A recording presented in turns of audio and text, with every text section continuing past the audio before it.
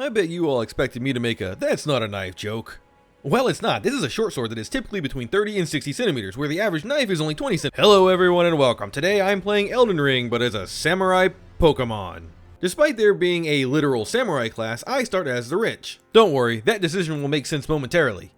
Probably. I tried my hardest to come up with a Pokemon sounding name, but I just couldn't, so behold, Samuraimon, colored red because Charizard is Bestizard. Oh no, I really shouldn't have gone out into the grass, there's wild Pokemon everywhere. Wait, I'm supposed to be the Pokemon Have you heard of the Finger Maidens? Listen, this is a family-friendly show. I'm gonna need you to calm down. Also, I'm off at 8. Okay, so I'm not gonna bore all of you with the first 2 hours of this run. You've all seen Elden Ring challenge runs before. It's literally just run around the map collecting a bunch of stuff. That being said, I couldn't be bothered to collect everything, so I just grabbed what's in Limgrave and Caelid, which is conveniently where I need to go. This doesn't look good.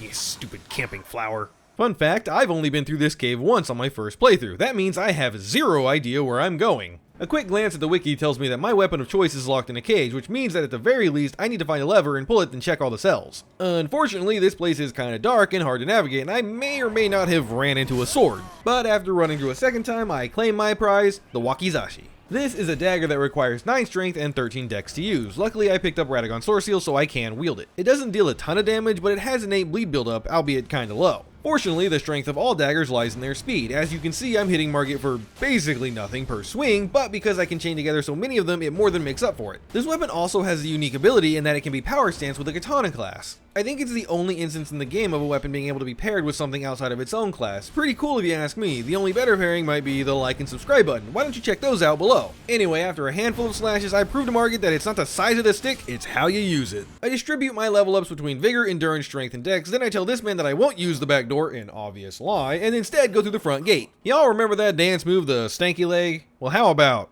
the stanky foot? Godric? What do I even say about Godric at this point? I mean, I've beaten him like 12 ways to Sunday with everything you can imagine. I mean, I'm what? Level 14, naked, with an unupgraded dagger, and I still no-hit this boss. I wish that was an achievement, but I'll be honest, a goldfish missing half its frontal lobe could probably no-hit this boss with a tiny bit of practice, so it's kind of not. Anyway, Godric goes down, and that is the first of 25 remembrances. It's gonna be a long night. I go cave diving where I meet this golem and proceed to slash at his ankles like I'm Chucky. That way I can have the blue dancer charm. I figured since I'm naked anyway, might as well get some extra damage out of it. I make a quick stop to grab both the axe and claw talismans, then it's over to Liurnia to do Liurnia things. You know, collect some seeds, try to trick Vike into falling.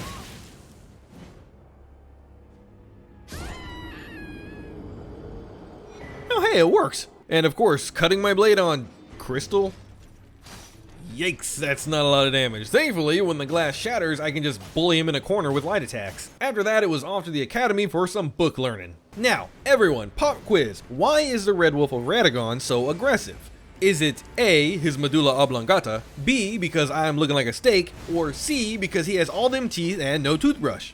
Time's up. If you answered C, congratulations, Colonel Sanders, you learned your lesson. Listen, there are some fights even I won't take. So, I've recently learned, Renala, that you have a sister.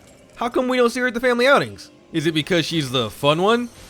Yeah, I bet she's the fun one. I was able to 2-cycle phase 1, which I guess puts this weapon in like D tier, and phase 2, well, I mean, it was easy, don't get me wrong, but it was really awkward doing it with no armor and such low health. My normal strategy is to throw myself at her with jumping attacks and just let that stance break her for a riposte. I don't know if you noticed, but my little dagger ain't impressing her at all. Also, the Wakizashi doesn't have a lot of poison damage, so I wasn't able to get a stance break. But in the end, she too falls. 2 down, way too many to go. Up in Altus, something collectible, something shiny rock. Draconic Tree Sentinel.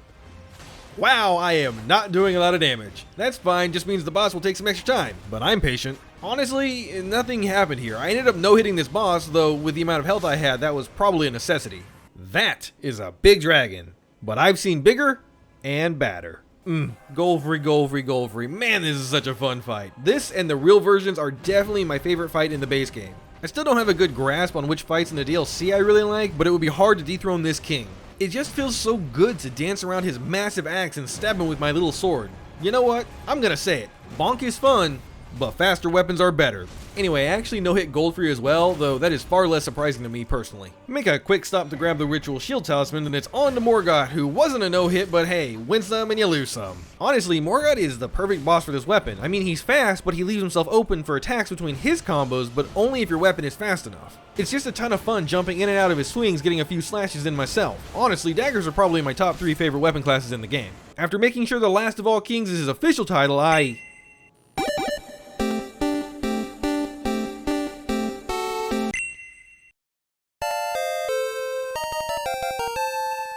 Whoa, cool. Guess this means I get a whole new moveset. I think I'll take my newfound power and fight the strongest of all demigods, Radahn. I honestly have very little to say about this encounter. I mean, sure, I'm enjoying dancing around his big swords and whatnot, but like, it's Radahn. He goes down on the first try. I could have taken on the fire giant, or I could do Varye's questline. I mean, most of it's set up already, and I promise there's a method to my madness. Talk, talk, talk, fight a totally real player, yada yada yada, blood of a maiden, blah blah blah. Wait, what are you gonna do with my finger? With poor man's homeward bone acquired, I make my way to Mohg. I didn't grab the purifying crack tier, but honestly, I think this boss is pretty easy. I mean, he's what, a 3-trick pony? Versus the obvious knee heal, but he only does that once in the fight. Second is that he apparently also gets buffed when there's a bleed proc, which, okay, I'm using a bleed weapon and all 3 knee hole strikes will bleed me, so maybe that's a small cause for concern, but just don't get hit, am I right? And third is that all of his attacks are delayed. That's honestly the biggest issue, but once you have that down, the fight's really easy. There's not any twitchy reflex dodging and his animations are all distinct. Honestly, just a 10 out of 10 boss. He did get the best of me twice, I'll admit, but that's mostly just me shaking off the rust. Third time's a charm, however, and he goes down. I make my way to the Land of Shadow. I don't plan on doing the DLC yet, but I wanted to grab a couple of items. First is the two-handed sword talisman, which will increase the damage while two-handing my weapon. The other is a mysterious held item. I wonder what will happen if I give it to my Pokemon. Yeah, it was the Great Katana, and I know I just switched from the Wakizashi to a regular katana, so let me explain why. See, originally I had thought to break the game up into thirds. The problem though is there really isn't any kind of important breakpoints in the game, mostly because you can tackle it in whatever order you want. I tend to think Morgott is the halfway point, then if you add the DLC on, that would mean the end of the game is the second third, with the DLC being the final third. In other words, that would mean I would just be playing the DLC with the Great Katana. Sure, cool I guess, but that would also mean that I would be playing half the base game as literally just the samurai class. I do occasionally get comments about doing a run where I only use what the starting class is given, and I wouldn't mind doing that, but I don't want that to be half shoehorned into this run. So instead I thought, why not just get the Great Katana now and show it off some of the base game bosses in addition to the DLC. Now, about that weapon. This thing kinda slaps. I was able to get not 1, not 2, but 4 staggers on the fire giant, 3 in phase 1 and 1 in phase 2. It has some crazy reach, pretty good damage, and bleed buildup. The Ash of War overhead stance is okay, I guess. Honestly, I don't think it deals enough damage. It might be great in PvP, but in PvE there isn't a lot of chances to use it, and none where it wouldn't be better to just charge a heavy attack anyway. That's less of an issue and more a disappointment, but I did have one actual problem with it. It's specific to one boss though, so I'll just bring that up when it's relevant. All you need to know is this thing is great, get it, and if you're looking for a gateway to strength or dex weapons, this is it. Malenia, you and I have been hanging out for a while. You're a very attractive young lady. I'd like to ask you out on the hottest of dates. Huh. I guess someone else watched the Amanda Show when they were younger. Before continuing, I decided I would make a quick stop for the spiked crack tier in the Mist Woods and the stone barb crack tier from this putrid avatar in Caelid. Well, that's not very stone barb of you. Okay, so the wiki just said Caelid, so I thought it was the other one, but it actually meant the Dragon's Barrow one. Anyway, the spiked crack tier will increase charge attack damage by 15%, and the stone barbed one will increase stance damage by 30%. The former lasts 3 minutes, which is great, but the latter only 30 seconds. I didn't realize this at first, and I'm now not sure if it's better to use it on slow heavy weapons or on fast light weapons. Godskin Duo. Yep, this fight still blows. I was really hoping I would be able to stance break at least the Apostle in 2 hits, but I sadly wasn't able to do that, so honestly, I don't think this stone barb thing helped at all. What did help was the range of my big ass sword. Well, you know, if I was good at the game, it would have been better, but still. When the fight is a one-on-one, it's pretty easy, and when they try to summon, it's basically guaranteed that you'll get a stance break because you have enough time to get at least 2 full charged heavies off. I was playing a very dangerous game here, but on the 3rd attempt, the dastardly duo are thwarted. Look at how small that little sword is. What are you gonna do, clean my teeth with it? It gets bigger. I understand now. Malekith, I love this fight. I just wish he had more health or was wearing more than, you know, like paper for armor. Honestly, they could have just given him 2 full health bars the way he is and it would have been perfect. He also has the poise of like a gnat, so it's pretty easy to stance break him. And yes, despite him jumping around all the time, there are opportunities to get solid charge attacks in on him, or at the very least, a jumping attack. At the end, I tried to style on him with overhead stance, but he didn't like that and managed to jump away. As payback, I had to give him the Bob Barker treatment. Let me know in the comments if any of these references are landing for you guys. Hey, Gideon.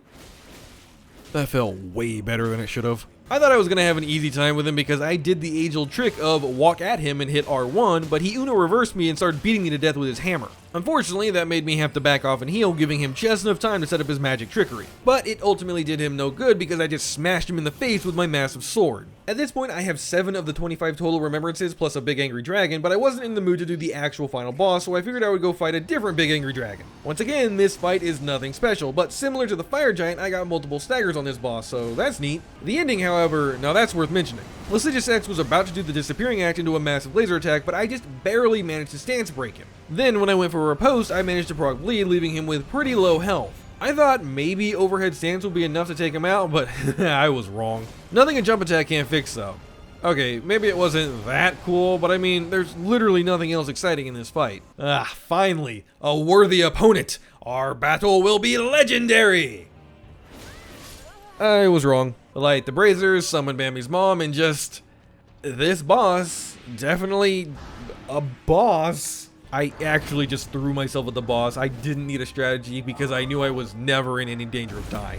I mean, look, a charge attack is enough to take off 1/5 of his health. It's literally just, he's just there, okay? And sure enough, undead venisons for dinner. I grabbed the Finger Slayer blade because chicks love sharp sticks, then dive into the rot swamp. I've already made enough questionable jokes in this video, so I'll let you use your imagination for Estelle. Similar to the Regal Ancestor Spirit, I just throw myself at him, but unlike Bambi, Estelle managed to kill me because I missed time to dodge. On the second attempt, I just want to say, look how much damage I can do with a charge attack. Then 2 of them, plus the previous jump attack, are enough to stance break him, allowing for another charge attack and a riposte.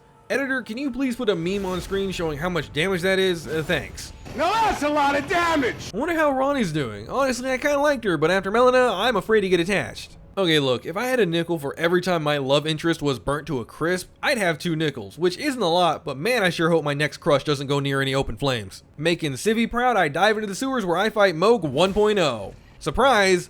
Boss is extremely easy. 1 platforming section later, I'm in the depths. Hello, Fia's champion. Goodbye, Fia's champion. Level vigor, my guy, holy shit. Yeah, so even the 3v1 gank squad here isn't an issue. Overhead stance did have the ability to break Lionel's pose, and the other 2 fall to basically anything. With that, I finally hit level 100, and that is where I'm going to stop. In the spirit of Pokemon, I figured why not cap myself here, and no, I'm not going to make a sudden jump to 255, though man, that would have been helpful much later. Hey, listen, you're a really cool chick, but you should probably keep your distance. I'm not trying to be edgy and cool, it's just the last 2 girls, they're literally dead. Wait, why are you calling the homicide unit? No, wait, you misunderstand. Fortis X is a cool fight. I try to do the thing where I only attack his head, and when I do land them, it's some pretty juicy damage. The problem is, the camera actually just blows chunks when you do that. But after I saw how much damage I was doing to the rest of his body, yeah, screw head, just give me that tail.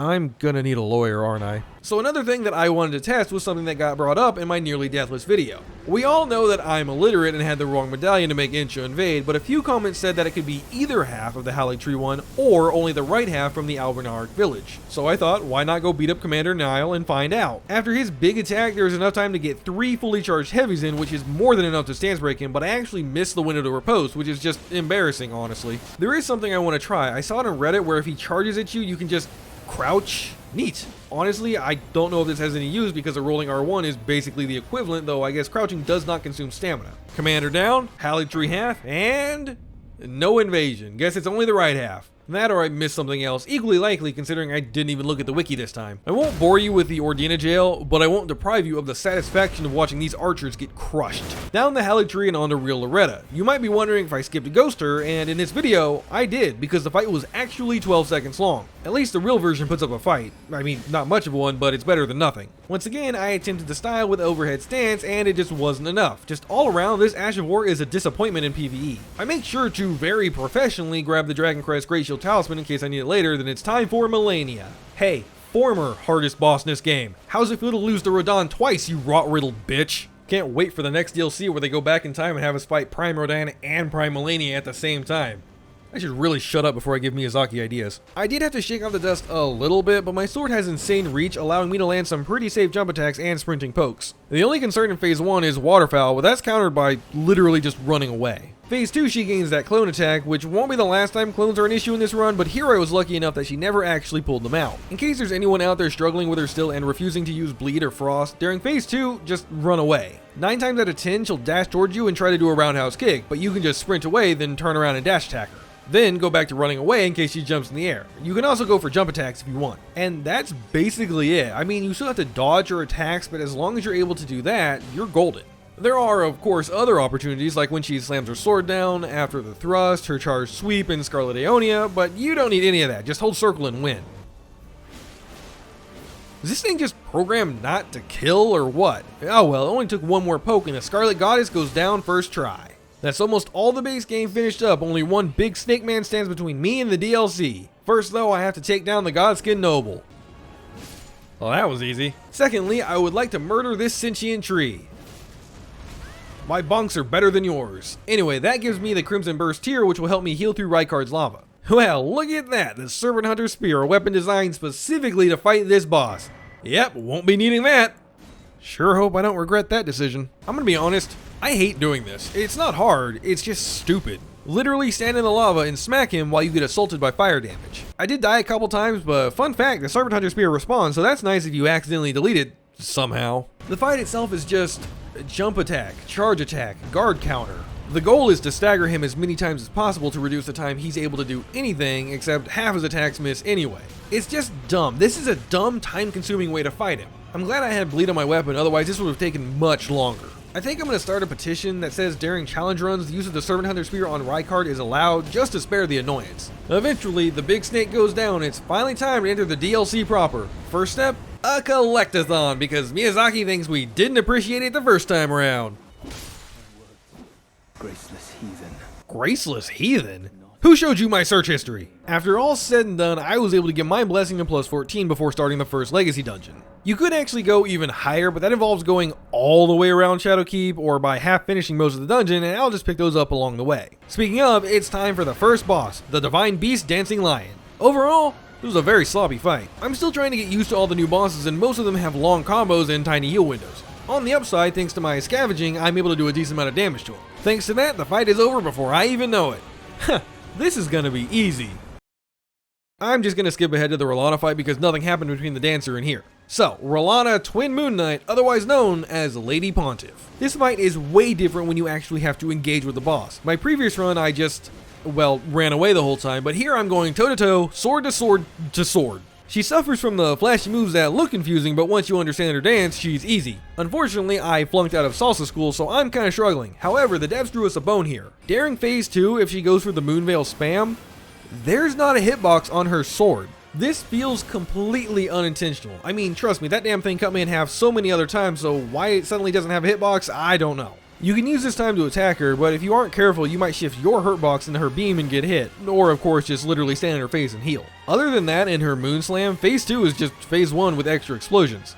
Huh, I wonder if I'll see that happen again in this DLC. Quick easy adventure, he said, the size of Limgrave he promised. Pretty sure this zone by itself is the size of Limgrave, but whatever, it's fine. I shouldn't complain about more content. Hello, Mr. Hippo. May I ask you a question? Why do you have so little poise? Like, honestly though, this is supposed to be a big beast enemy, but like 4 solid hits brought him down. Unfortunately, that is all I have to say about this boss. I mean, I could question why it's a hippo with the horn of a rhino that gains the quills of a porcupine, but nah, I'll just let nature do its thing. Who am I to interfere?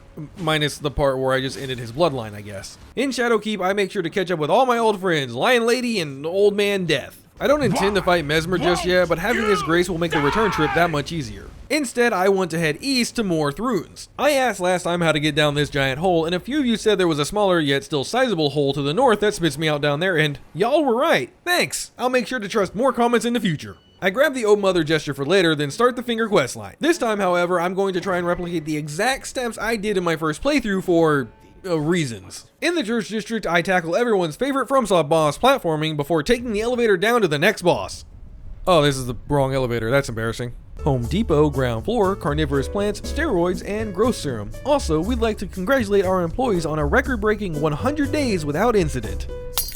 Right, we'd like to congratulate our employees on being real team players and announce a pizza party. Just remember to bring your own cups, plates, and pizza. I find this boss extremely easy to deal with, even as melee. I thought a lot of the complaints would be that it's hard to hit the boss's head, but that's really not the case. At the end of every single attack it does, it brings its head down and stays there for a second. Basically, as long as you can dodge whatever it throws at you, you're given an opportunity to hit it. Now, to be fair, I'm hitting it really hard. I mean, look at that amount of yellow, but still, easy boss. Though I did encounter what's probably a glitch.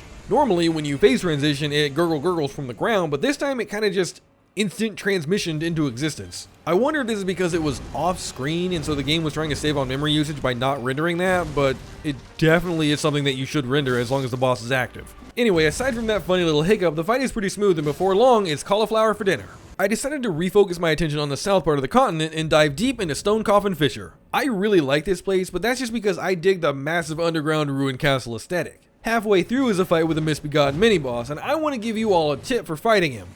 Literally just ignore him. In all 3 of my playthroughs, he's just throwing himself off this cliff every single time. Speaking of throwing himself off one's cliff, I take the plunge into the Putrescence Knight's domain. Overall, this is one of my more favorite fights in the whole DLC. I find all of his moves fun to dodge and easily distinguishable from the others, despite sometimes holding the attack pose for a smidge longer than I think he should.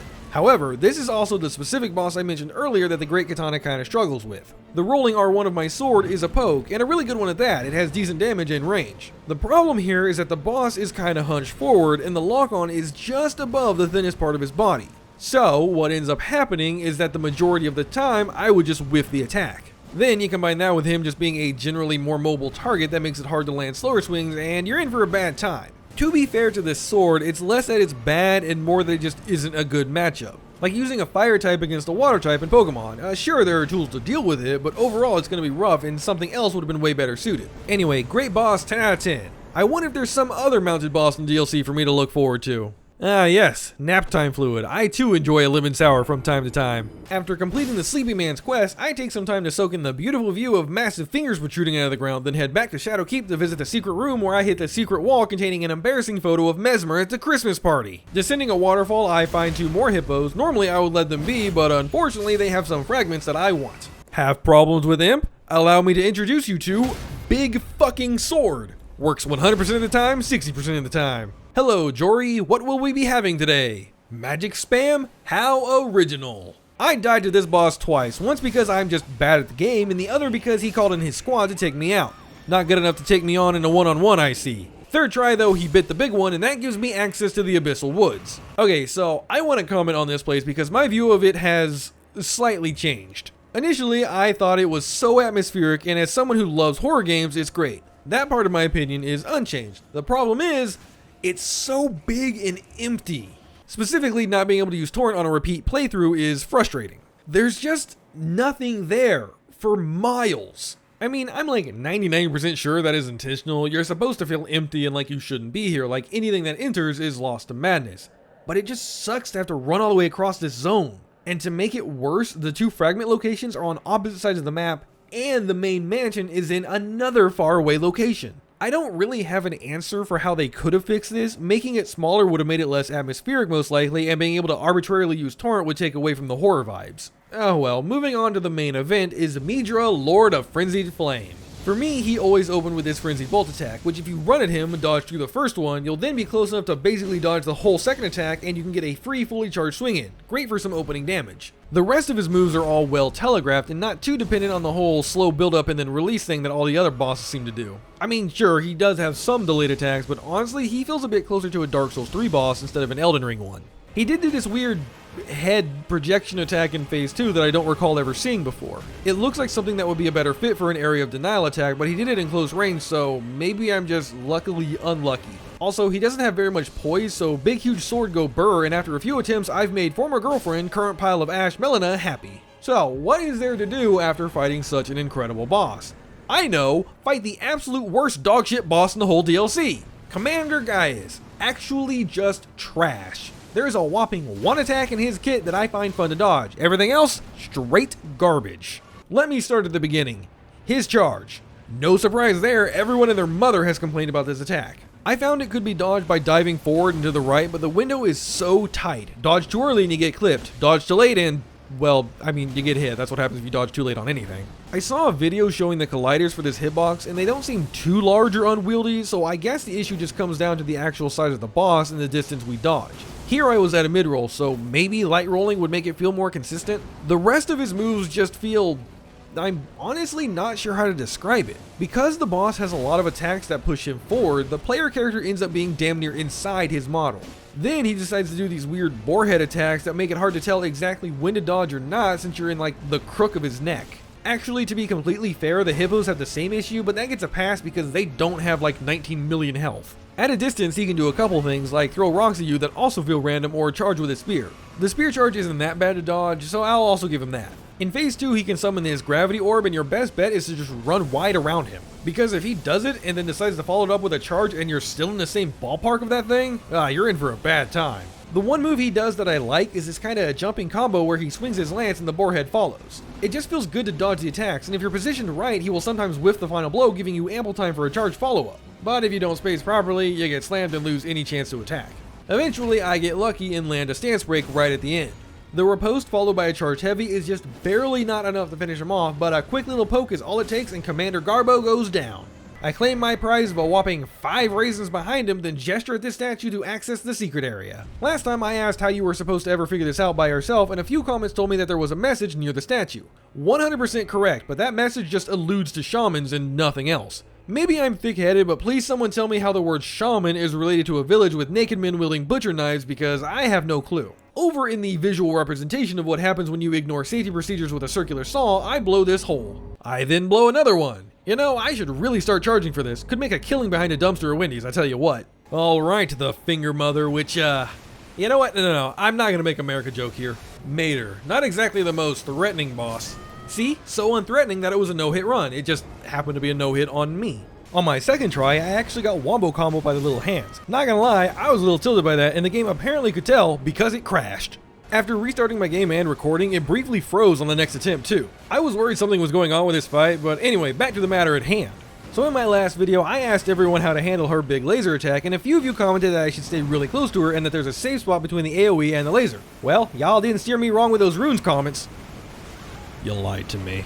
Thankfully, I had enough health to survive, and after a riposte, the mother of fingers gets smashed. Now, if I did everything correctly, there should be a boss fight here.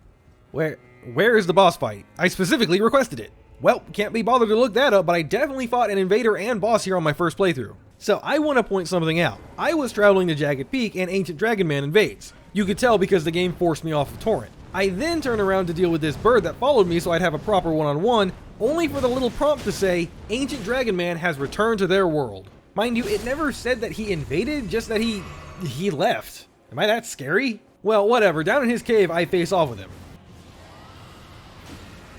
I have 50 vigor and my blessing is at plus 15, and that one-shot me. Time to do the Dragon Communion only run, I guess. Second try, I make sure to avoid his maw and end up victorious. Making my way up the mountain, I ignore the worst dragon fight in the game in favor of seeing the best one. But here's where I hit a bit of a wall. Bale has a lot of health and doesn't like to be stance broken or bled very easily. In short, I was getting my ass handed to me. Curse you, Bale! Curse you!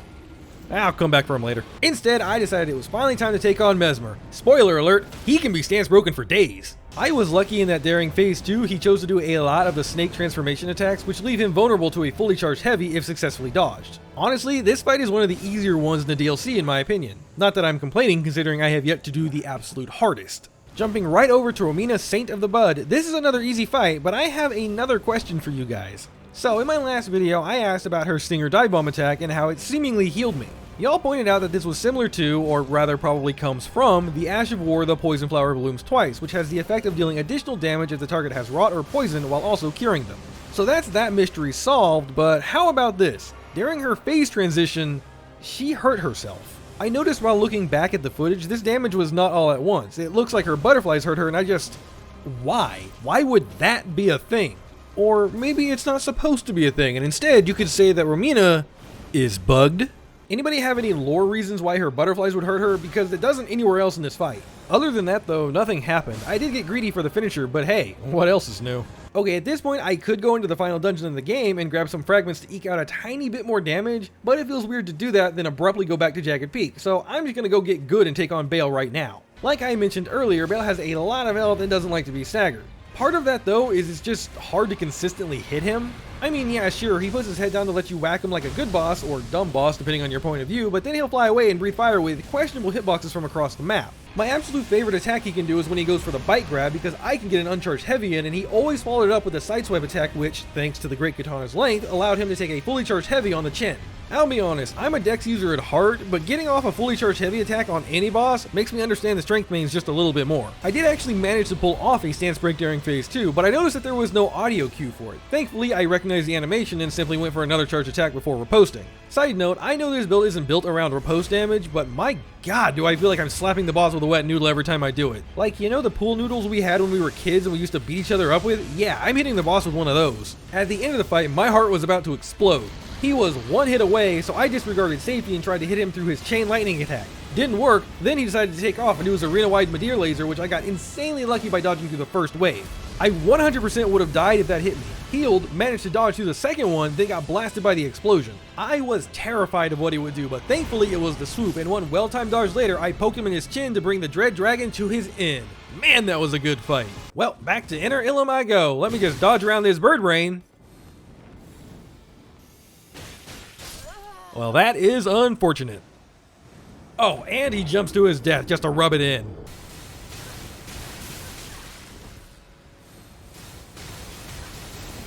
I hate this place. Alright, I'm a level with y'all. I was not looking forward to this gank fight. I'm pretty open about the fact that I suck at any PvP encounters, and I don't have the might that is the Smith Script shield to help me here. Redmane Freya has a lot of health. One-on-one she's not so bad, but at some point Hornset Bro over here joined the fray and it got way harder. Fortunately, he doesn't have a lot of health. What he does have, though, is the ultimate roll-catching Ash of War.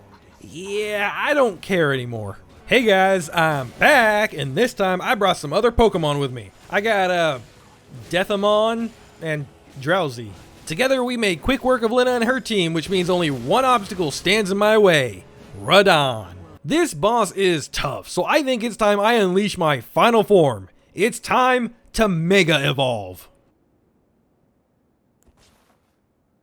Gee, I sure hope I don't regret changing my moveset just before fighting the hardest boss in the whole game. Okay, so, I hate to break the narrative this way, but this was a mistake. The amount of damage I was doing didn't increase very much, mostly because I had to remove the two-handed talisman. But the bigger issue is that while there were opportunities for charged heavies, they only used one sword. The alternative is a jumping attack with both, which did work, but it consumed a large amount of stamina and didn't feel like it did a lot of poise damage. Well, to be fair, I'm not actually sure if it did more or less poise damage, it just didn't feel like it was doing anything.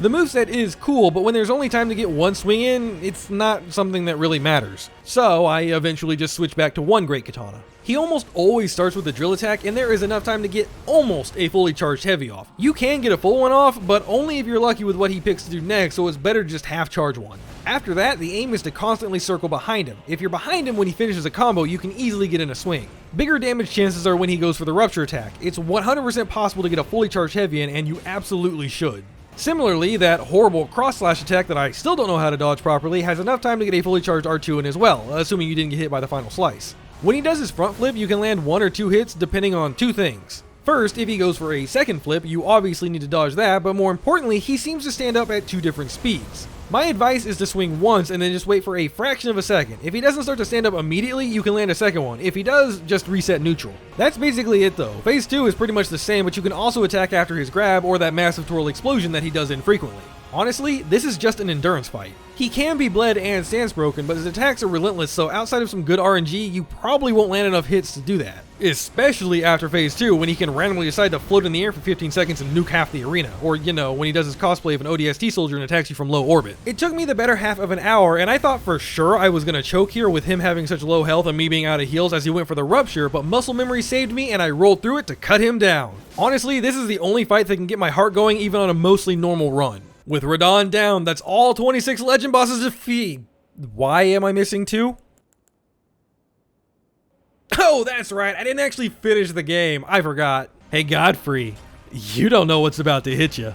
Honestly, coming back to the main game after the DLC is like when you go back to Route 1 after beating the Elite Four. It's an actual joke. I mean, it's not like I had some crazy 10-second long fight with Godfrey Liu or anything, but there was zero fear here. And just like that, I show him that my strength befits the crown, which I'm already wearing the Miklo one for show, so he's right. Moving on, Radahn of the Golden Order, another banger of a boss. Now, I'd love to tell you that I first tried this fight as well, except I didn't. I don't know how to explain what happened, but I just kind of stood there and took it. I think I was trying to roll, but I let the analog stick drift into the dead zone, and so my character stopped moving and I just ate the hammer right to the face. Ah well, second try went much better. There was a weird push and pull where in the beginning I basically did half his health in like 15 seconds, then he proceeded to be standoffish for a while until he was at a third and went for his signature smash, at which point he was pretty much dead. Elden Beast is...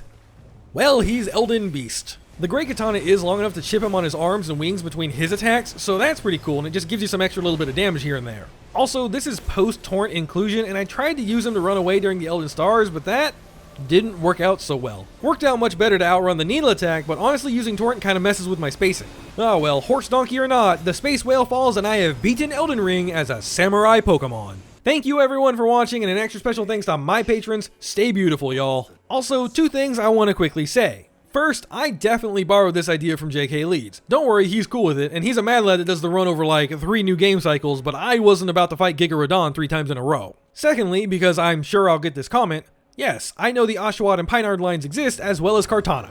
If you enjoyed this video, please consider giving a like and subscribing. It really helps the channel out, and if y'all like this, why not check out when I took on the base game with only a dagger? But until next time, my friends, don't you dare go hollow.